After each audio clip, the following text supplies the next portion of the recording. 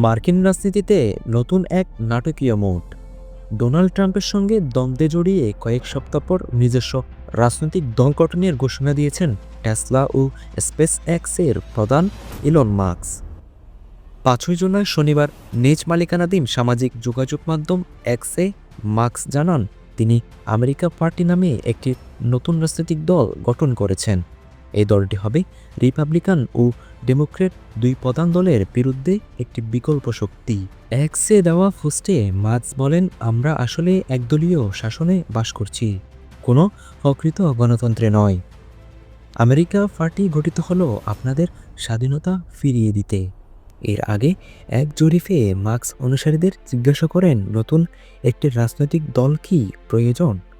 উত্তরে 2/3 অংশগ্রহণকারী বলেন হ্যাঁ। একসময় ট্রাম্পের ঘনিষ্ঠ সহযোগী ছিলেন মার্কস। হোয়াইট হাউসে প্রেসিডেন্ট ট্রাম্পের সঙ্গে ছেলেকে নিয়ে সাক্ষাৎ, এমনকি নির্বাচনী মঞ্চে নাচতেও দেখা যায় তাকে। আরও গভীর ছিল আর্থিক সম্পর্ক।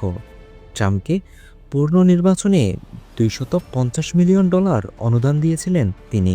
ট্রাম্প সরকারে তাকে প্রদান করা হয় সরকারি দক্ষতা বিভাগ নামক একটি গুরুত্বপূর্ণ দপ্তরের। কিন্তু মে মাসে মাস্ক প্রশাসন ত্যাগ করেন আর শুরু হয় প্রকাশ্যে দ্বন্দ্ব।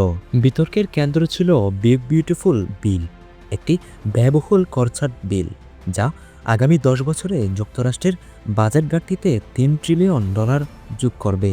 মাস্ক এই বিলকে বলেছেন যুক্তরাষ্ট্রকে দেউলিয়া করে দেবে, কারণ এই বিলে পরিবেশ বান্ধব উদ্যোগ যেমন ইলেকট্রিক গাড়ির জন্য কোনো প্রণোদনা নেই। জবাবে ট্রাম্পে লেখেন, ইতিহাসে এত ভর্তুকি কেউ পায়নি যতটা মাস্ক পেয়েছেন।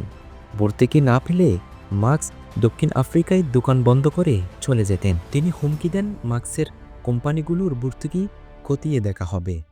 এখনও স্পষ্ট নয় আমেরিকা পার্টি যুক্তরাষ্ট্রের নির্বাচন কমিশনে নিবন্ধিত হয়েছে কিনা, কিংবা কে হবেন দলের প্রেসিডেন্ট প্রার্থী। তবে রাজনৈতিক বিশ্লেষকরা বলেছেন, মাস্কের দল যদি জনপ্রিয়তা পায় তবে 2026 সালের কংগ্রেস নির্বাচনেই প্রভাব পড়তে পারে রিপাবলিকানদের ভোট ব্যাংক। ডেস্ক রিপোর্ট, খবর 24।